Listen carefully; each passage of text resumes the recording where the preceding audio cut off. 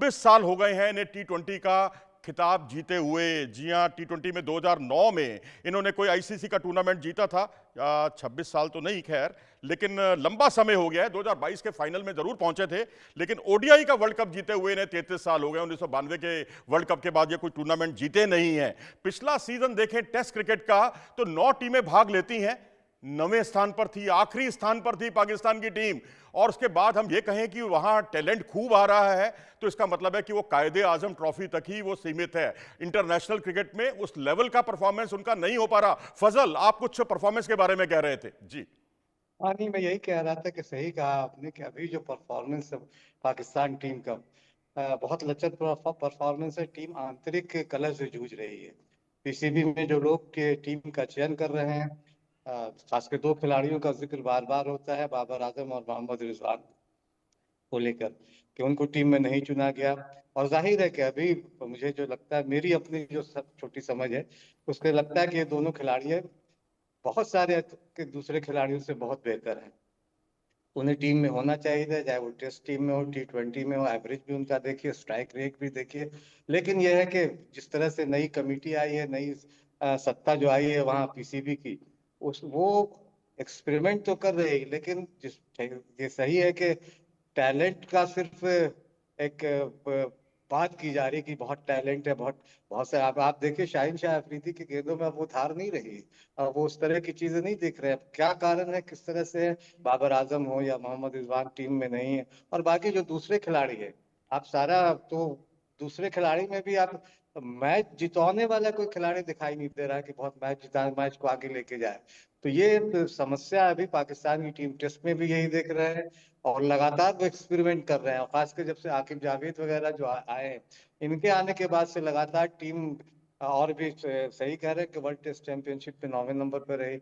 और लगातार फजल उसके, जी, आपने हालांकि अभी कुछ बहुत अच्छे अच्छी बात गेंदबाज कही आए है, हैं। और इसी को मैं आप में एक बात और जोड़ना चाहूंगा कि उनके जी बल्लेबाज जो हैं वो अब गेंदबाज बनते जा रहे हैं। और गेंदबाज जी बल्लेबाज आप देखिए, कल शाहिन जी। शाह अफरीदी ने जिस अंदाज में जो 4 छक्के लगाए, मुझे तो शाहिद अफरीदी याद आ रहे थे, उनके ससुर जी याद आ रहे थे। और इसी तरीके से अगर आप देखें निश्चित तो तौर पर। और उनके जो शायद अयूब विकेट सैम निकाल रहे हैं। अयूब हैं, जो बहुत धाकड़ बल्लेबाज माने जाते हैं, वो गेंदबाज बन गए हैं। पहली गेंद, एक गेंद से ज्यादा उनसे खेली नहीं जा रही। जी फजल। हाँ, शाहिद अयूब विकेट निकाल रहे हैं और शाहिद शाह अफरीदी बल्लेबाजी कर रहे हैं। तो टीम का कॉम्बिनेशन लगभग बहुत ठीक नहीं है। हो सकता है कोच कोच जो कोच हैं अभी वर्तमान, उनके साथ कोई दिक्कत है। और जाहिर है आकिब जावेद को लेकर बहुत सारे प्रॉब्लम्स हैं। पाकिस्तान के जितने भी आप टीवी चैनल्स देखिए या सोशल मीडिया पे देखिए, अब वो लगातार पाकिस्तान की टीम आलोचना खुद वहां के लोग कर रहे हैं, चाहे वो बड़े दिग्गज थे जो भी खिलाड़ी। तो और कल का प्रदर्शन के बाद तो मुझे लगता है कि पाकिस्तान में एक तरह से तूफान आ गया है। भारतीय टीम जिस चरम पे अपने है, जहां है। और सब ऐसा नहीं है कि भारतीय टीम में कोई बहुत जाना पहचाना नाम है, एक दो लोगों को छोड़ के एकदम नई टीम बनी है। पाकिस्तान की टीम में भी बहुत सारे चेहरे लगभग नए हैं। लेकिन आप अगर बॉडी लैंग्वेज दोनों की देखिए, पाकिस्तान की टीम की और भारत की टीम में, तो उसी से पता चलता है कि भारतीय टीम, चाहे वो फील्डिंग हो, बॉलिंग हो, बैटिंग हो, तीनों में कमाल का प्रदर्शन किया है। और इधर पाकिस्तान की जिन पे उसने दौर लगाया, वो कागजी शेर साबित हुए। आपके कोई पाकिस्तान का चैनल ही आज देख रहे थे, उसने कहा कि हम बकरियों को शेर कह रहे हैं, लेकिन दरअसल ये बकरी ही हैं, हम इन्हें झूठ मूठ का शेर कह रहे हैं। और चलिए, एक महान और बड़ी खबर मोहम्मद आ गई है इस वक्त, मैं आपको उस खबर से रूबरू करा दूं। जो मोहसिन नकवी हैं, जो पीसीबी के अध्यक्ष हैं, आईसीसी जो के। एशियन क्रिकेट काउंसिल के अध्यक्ष हैं, उन्होंने अपने एक डायरेक्टर उस्मान वाला को हटा दिया है। जी हां, तुरंत प्रभाव से ये एक्शन लिया गया है, हटा दिया गया है। और हटाने की जो वजह सामने आई है वो है एमसीसी को पत्र देरी से लिखना। उन्होंने पत्र, जो उसकी शिकायत की थी हैंडशेक मामले की, उसमें उन्होंने शिकायत बहुत देरी में की, ऐसा उन पर बड़ा आरोप लगा और उन्हें तुरंत प्रभाव से अपने पद से हटा दिया गया है। शेखर विजयन, किस तरह से लेते हैं इस खबर को आप? ये मैंने जो पहले बोला था मनोज जी, ये सब डिस्ट्रैक्शन टैक्टिक्स है। पाकिस्तान टीम हारा है और उसकी वजह से ये अकाउंटेबिलिटी लेते नहीं है। कुछ अकाउंटेबिलिटी लेते नहीं जब हारे कि क्यों हारे। ये अब आपने देखा है, जैसे सर बात कर रहे थे इसके बारे में, इनके जो क्रिकेट बोर्ड है इसमें कितने चेंजेस हुए, कितने चेंजेस हुए 15 साल में, 20 साल में। क्रिकेट बोर्ड चेंज होता है, कंसिस्टेंसी नहीं है, डिसिप्लिन नहीं है, एक पैटर्न नहीं है। जब भी कोई मैच हारते हैं वो कुछ ना कुछ एक्सक्यूज बनाते हैं, कुछ ना कुछ लिखते हैं, कुछ ना कुछ बोलते हैं, जाके पब्लिक का जो डिस्ट्रैक्शन हो जाता है। पाकिस्तान का यही तो प्रॉब्लम है, बहुत बड़ा प्रॉब्लम है कि उनको क्रिकेट के साथ पॉलिटिक्स घुसा देते हैं और उसकी वजह से क्रिकेटर्स कुछ खेल नहीं पाते। और इंडिया और पाकिस्तान में बहुत फर्क है मनोज जी। मैंने जो बोला था कि दोनों दो एंड ऑफ स्पेक्ट्रम में इंडिया का टैलेंट जो है आईपीएल के वजह से, इंडिया का टैलेंट डोमेस्टिक स्ट्रक्चर वजह से बहुत ही स्ट्रांग है। इंडिया का जो बॉडी लैंग्वेज है, बैटिंग हो, बॉलिंग हो, फील्डिंग हो, दिखाई देता है। पाकिस्तान में वो बॉडी लैंग्वेज है ही नहीं। और जो आप बोल रहे थे डिसीजन जो उन्होंने लिया है, ये तो एक एक्सक्यूज है डिस्ट्रैक्ट करने के लिए कि लोगों से कि क्या, कि क्यों पाकिस्तान हारा है। जब भी पाकिस्तान कोई गेम हारता है, हमने ऑलवेज नोटिस किया है, इनका जो क्रिकेट बोर्ड है कोई चेंज हो जाता है, कोई कैप्टन चेंज होता है, कोच चेंज हो जाता है, प्लेयर्स चेंज हो जाते हैं, एक्सपीरियंस नहीं है टीम में। और ऐसे लगता है कि कोई लोकल लोकल टीम आया है हमारे साथ खेलने के लिए। बहुत फर्क है जो पहले पाकिस्तान का टीम और आज की टीम में कोई मैच विनर्स नहीं है। और इनका जो बोर्ड है, इनका जो लीडरशिप है, बहुत ही वीक है। वो दिख रहा है क्योंकि डिसीजंस इतना इतना जल्दी किसी को हटाना अच्छा नहीं है। और अगर भी मैच हार गए, उनको सोचना चाहिए कि कैसे जीत सकते हैं फ्रॉम फ्रॉम पाकिस्तान साइड। पर उन्होंने ये सोचा नहीं है। उनको खाली ये आइडिया है कि किसी ना किसी तरह के पब्लिक को डिस्ट्रैक्ट करो, बिकॉज इंडिया और पाकिस्तान जो है, पाकिस्तान कंट्री जो है बहुत इमोशनल कंट्री है। और यू नो इन इन इन सब मामलों में, स्पोर्ट्स के मामलों में, you have to be very objective. Objective होना पड़ता है कि हम कैसे डिसिप्लिन लाएं, कैसे पैटर्न लाएं, कैसे कंसिस्टेंसी लाएं अपने परफॉर्मेंस में, रादर देन जैसे किसी को बाहर निकाले, उससे कुछ फर्क पड़ने वाला नहीं है। ये बस खाली एक रूमर मॉन्गरिंग होगा। और पाकिस्तानी टीवी चैनल्स में या यूट्यूब चैनल्स में ये आएगा न्यूज।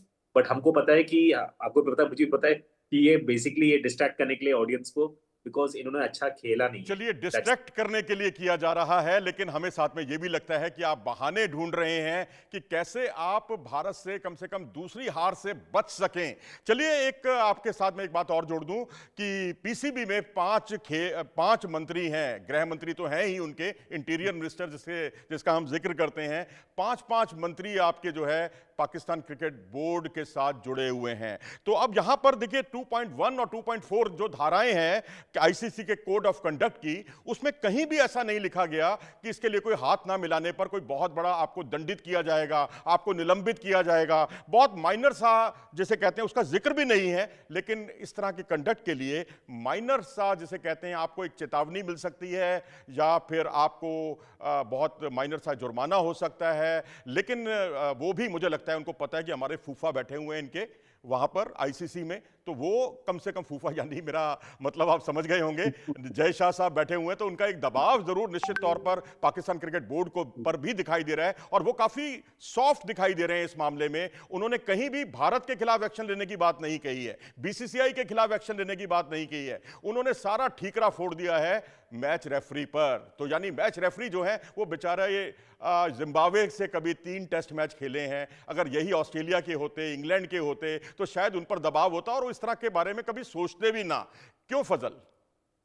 हाँ जी, सही कहा आपने मनोज भाई कि देखिए, दरअसल ये सारी चीजें जो है ना, उसको जो मैच हारा है उससे ध्यान भटकाने के लिए सारी चीजें। वैसे मुझे तो बहुत साल पहले कभी महेंद्र अमरनाथ जी की वो बात याद आ रही, जब उन्होंने भारतीय क्रिकेट चयन बोर्ड को लेकर कहा था बहुत साल पहले कि जोकरों को समूह कहा था। मुझे लगता है कि पाकिस्तान में जो पीसीबी है वो जोकरों का समूह ही हो गई, जो अपने क्रिकेट पे कम राजनीति पे ज्यादा ध्यान दे रही है, किसे लाना किसे हटाना है इसकी वजह से। और जब फजीहत हो रही है लगातार, आप जिम्बाब्वे से मैच हार रहे हो यार, आप ओमान के खिलाफ बहुत अच्छा नहीं कर रहे हो, अफगानिस्तान से मैच हार रहे हो। भारत तो खैर उनसे बहुत आगे है। ओमान भारत के से तो खिलाफ भी तो पाकिस्तान भारत की से बल्लेबाजी जो है एकदम एक्सपोज हो गई थी फजल जी। लेकिन अब देखिए, अब हाथ वही मिलाने वाले बात पे वही मैं कह रहा हूँ दोबारा कि आता हूं फजल जी। हाँ मैं जी। सुनता हूं आपको। देखिए, एंजेलो मैथ्यूज का विवाद हुआ था, हाथ ना मिला, वो बांग्लादेश के खिलाफ एक मुकाबला था, बांग्लादेश और श्रीलंका का, उन्होंने हाथ नहीं मिलाया तो क्या उखाड़ लिया आपने एंजेलो मैथ्यूज का। आप देखिए, आप जिस तरह से साइड बॉटम का एक झगड़ा हुआ था एक रनआउट को लेकर न्यूजीलैंड के ग्रांट एलियट से, क्या आपने उखाड़ लिया किसी का? कुछ नहीं होगा। और इस तरह से बेवजह की बातों से, क्योंकि उनको पता है कि आईसीसी कोई ऐसा नियमों से बंधी हुई है, कोई एक्शन होने वाला नहीं है। तो अब कभी आप अपने डायरेक्टर को हटा देते हैं जो सबसे प्रिय माने जाते थे पीसीबी के, और ये समझिए कि पूरी पाकिस्तान टीम उनसे डरती थी। उस्मान वाला साहब की मैं बात कर रहा हूं, ध्यान बटाने की बात आपने दोनों ने कही, बहुत सही बात कही। शेखर विजयन जी, क्या कहेंगे आप इस पूरे मामले में? जब कुछ है ही नहीं, जब कभी किसी ने हाथ मिलाने से मना किया है, उसका कुछ नुकसान नहीं हुआ, कोई कुछ नहीं किया। लेकिन अगर आप दूसरे खेलों में देखें तो मुझे याद है एक बार यहाँ वर्ल्ड कैडेट रेसलिंग की मैं कमेंट्री कर रहा था, उस वक्त एक पहलवान ने हारने के बाद हाथ मिलाने से मना कर दिया और उसे मुअत्तल कर दिया था, निलंबित कर दिया गया था, उसका मेडल भी छीन लिया था। और खेलों में स्थिति अलग है, क्रिकेट में बिल्कुल अलग है। क्यों शेखर जी?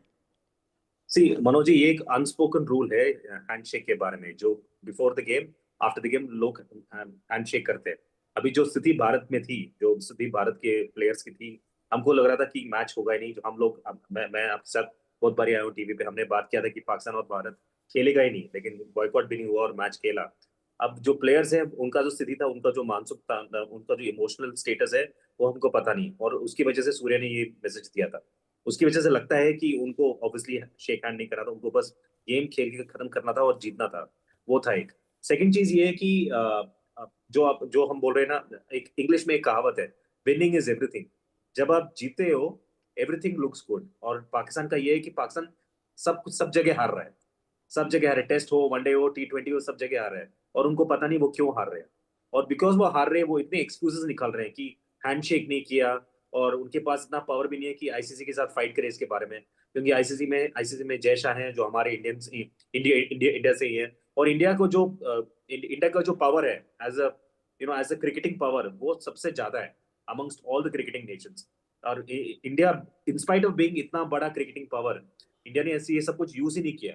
इंडिया अभी भी पाकिस्तान के साथ गेम खेल रहे हैं। और अभी अगर फ्यूचर में एशिया कप में इंडिया पाकिस्तान के साथ खेलेगा नेक्स्ट गेम, उसमें भी पाकिस्तान को डर होगा कि वो हारेंगे, उसीलिए उन्होंने ये डिसीजन लिया होगा। और ये डिस्ट्रैक्शन टैक्टिक जो बोलते हैं गेम्स में, कि हम मैच रेफरी के साथ कुछ पंगा लड़ा देते हैं और बोल देते हैं कि हैंडशेक नहीं किया, उससे लोग डिस्ट्रैक्ट हो जाते हैं कि वो सोचते नहीं कि पाकिस्तान क्या रीजन क्या है, लेकिन पाकिस्तान का शेखर इतना विजन जी, आपने जो माइक हैसन है, एक माइक बात मैं हैसन मनोज जो भाई है, बता जो बोल दूं और पंजाब किंग्स के साथ जुड़े हुए थे, आरसीबी के साथ जुड़े हुए थे, वो जब वहां के हेड कोच बने पाकिस्तान के व्हाइट बॉल क्रिकेट के, उनको क्या हो गया? उनकी अकल कहाँ घास चरने चली गई? वो तो अब यहां तक बयान देने लग गए हैं कि जो मोहम्मद नवाज हैं वो दुनिया के सबसे अच्छे स्पिन बॉलर हैं, नंबर 1 स्पिनर हैं। अरे भैया, कुलदीप यादव के आसपास या वरुण चक्रवर्ती के आसपास, ये तो चलिए बहुत बड़े लेवल के बॉलर हैं, मैं तो कहता हूं अक्षर पटेल या जो अन्य बॉलर हैं, उनके आसपास भी अगर कहीं वो टिकते हैं तो बात समझ में आती है। वो तो यहां आईपीएल में जुड़े रहे हैं लंबे समय तक, उनको क्या हो गया है? किस तरह की बयानबाजी हो रही है? सैम अयूब को वो बेहतरीन ऑलराउंडर बता रहे हैं, जिनसे एक गेंद से ज्यादा दूसरी गेंद नहीं खेली जा रही। वो किस तरह की ऑलराउंडर है भाई, जिनसे बल्ले से रन ही नहीं आ रहे हैं, गोल्डन डक के शिकार हो रहे हैं? वो दुनिया का सबसे अच्छा ऑलराउंडर कैसे हो सकता है? आप क्या कहेंगे? आप यहाँ फजल जी, आपको मैं आपसे जानना चाहूंगा, आपने आईपीएल खूब कवर किया है, क्या माइक हैसन बिल्कुल पाकिस्तानी हो गए हैं? न्यूजीलैंड का उन्होंने शायद नागरिकता वो अपना तो ली है वहां की। एक की पाकिस्तानी तो होएगा, उनका बयान भी बहुत लगता है कि बस सिर्फ लीपा पोती वाला है। लेकिन सबसे बड़ी चीज है कि ये, आप अगर लीजेंड्स क्रिकेट की भी बात करें, जब तो एशिया कप था, आपको याद होगा मनोज भाई, कि लीजेंड्स क्रिकेट में भारतीय टीम ने पाकिस्तान टीम का बहिष्कार किया था, खेलने से मना कर दिया था। और इंग्लैंड में इसी साल फाइनल तक में उन्होंने एक तरह से खेलने से, सेमीफाइनल फाइनल में खेलने से मना कर दिया था। तो जाहिर है कि भावनाएं जिस तरह की हैं, उसमें हाथ मिलाना या किसी तरह का बेहतरीन, क्योंकि इससे पहले भारत पाकिस्तान के क्रिकेटरों के बीच इस तरह की चीज देखने को नहीं मिली। चाहे वो सुनील गावस्कर हो, इमरान खान से लेकर अभी तक के जनरेशन के जितने भी खिलाड़ी रहे, चाहे विराट हो, बाबर आजम हो, इनके बीच एक अलग तरह का बाउंडिंग्स था। लेकिन उस हमले के बाद, जो पुलवामा हमले के बाद शाहिद अफरीदी का जो बयान आया, वो बहुत खराब बयान आया। उसके बाद से ही मुझे लगता है कि ये सारी चीजें पनपने लगी। और इसीलिए इंग्लैंड में भी लीजेंड्स के, आपको याद होगा कि लीजेंड्स जो मैच अभी के टूर्नामेंट हुआ था, उसमें भी पाकिस्तान के खिलाफ खेलने से मना कर दिया था। हाथ चलिए, मिलाना आप न वक्त मिलाना की ये थोड़ी सी कमी है। फजल जी, शेखर विजन जी, आप हमारे साथ जुड़े, आपका बहुत बहुत धन्यवाद। और चलते चलते हम इस नोट पर इसको खत्म करेंगे, इस अपनी बातचीत को,